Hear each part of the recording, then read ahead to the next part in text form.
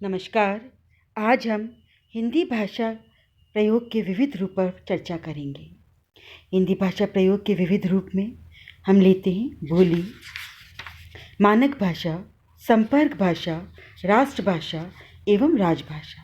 आज हम देखेंगे कि बोली किसे कहते हैं, भाषा और बोली में क्या अंतर है और बोली के भाषा बनने के क्या क्या कारण होते हैं।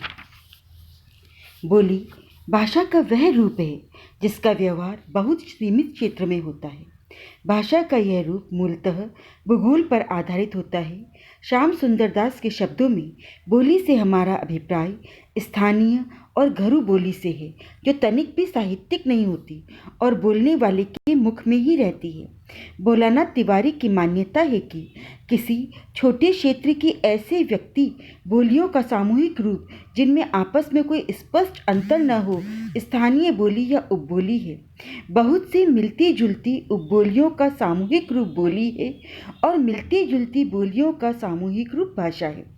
पी.डी. गुणे ने बोली की परिभाषा इस प्रकार दी है: बोली उन सभी लोगों की बोलचाल की भाषा का वह मिश्रित रूप है जिनकी भाषा में पारस्परिक भेद को अनुभव नहीं किया जा सकता।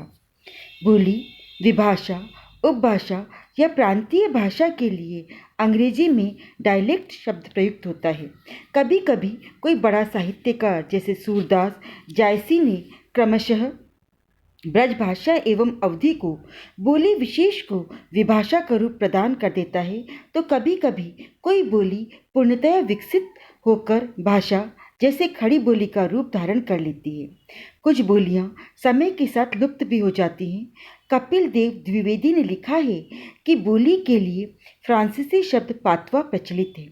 यद्यपि पातवा की सभी विशेषताएं बोली में प्राप्त नहीं हैं, तथापि बोली के लिए इसका प्रचलन है। भाषा शास्त्रियों ने पातवा की 4 विशेषताएं मानी हैं। प्रथम, ये डायलेक्ट का छोटा और स्थानीय रूप है। द्वितीय, यह साहित्यिक भाषा नहीं होती है। तृतीय, व्याकरण की दृष्टि से असाधु भाषा होती है। चतुर्थ, इसके प्रयोक्ता अशिक्षित एवं निम्न स्तर के व्यक्ति होते हैं। कपिल देव द्विवेदी ने बोली को सामान्य रूप से पातवा कहा है, जबकि भोलानाथ तिवारी की दृष्टि में उपबोली पेटवा नहीं है। भाषा और बोली में अंतर।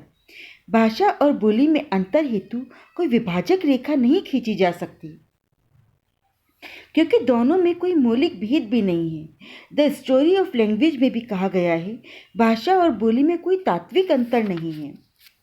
पाश्चात्य भाषा चिंतक L.H. ग्रे का भी कहना है, भाषा और बोलियों में विभाजक रेखा खींचना असंभव है। इतना होते हुए भी भाषा और बोली में सामान्यतः अंतर का प्रश्न उठता है, तो दोनों में यह अंतर किए जाते हैं। भाषा का क्षेत्र विस्तृत होता है, जबकि बोली का क्षेत्र सीमित होता है।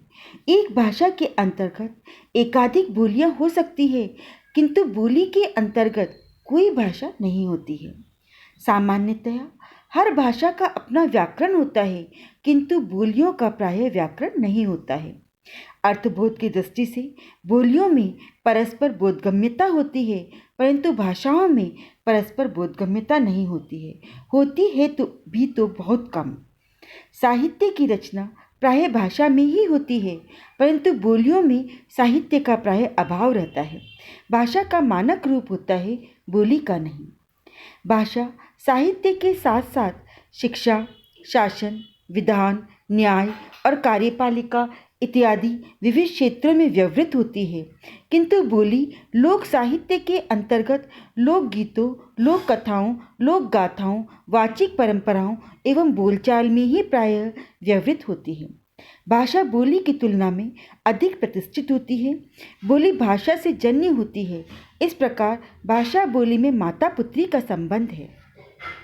कई बोलियां भाषा का रूप धारण कर लेती हैं, तो बोली के भाषा बनने के भी कुछ कारण होते हैं। तो यह महत्वपूर्ण विषय होता है कि कोई बोली भाषा का रूप कैसे धारण कर लेती है। किसी बोली के भाषा बनने के अनेक कारण होते हैं, जिनमें से हम प्रमुख कारणों को देखते हैं। साहित्यिक श्रेष्ठता एवं साहित्यिक अभिव्यक्ति माध्यम के कारण कोई बोली भाषा बन जाती है, जैसे मैथिली बोली। धार्मिक एवं सांस्कृतिक आधार मिलने पर कोई बोली भाषा में परिणत हो जाती है। ब्रज बोली और अवधी इसके सर्वश्रेष्ठ उदाहरण हैं। क्षेत्र विस्तार एवं प्रयोक्ताओं की महत्वपूर्ण भूमिका के कारण बोली के परिष्कृत रूप लेने एवं परिवेशगत सुधार यथा रेल, सड़क, पुल, प्रचार प्रसार इत्यादि के कारण कोई बोली भाषा का रूप ले लेती है, जैसे खड़ी बोली। व्यापक स्तर पर शिक्षा का माध्यम बनना बोली के भाषा में परिणत होने का एक अन्य मुख्य कारण है, जैसे मैथिली। राज्याश्रय, राजनीतिक प्रतिष्ठा और प्रोत्साहन बोली के भाषा के रूप में परिणत होने का एक अन्य महत्वपूर्ण कारण है। इसी कारण मुगल काल में उर्दू और फारसी राजभाषा के रूप में तो खड़ी बोली हिंदी राष्ट्रभाषा के रूप में सुशोभित हुई। धन्यवाद। कल हम देखेंगे कि मानक भाषा, संपर्क भाषा, राष्ट्रभाषा एवं राजभाषा किस प्रकार विवेचित होती है। धन्यवाद।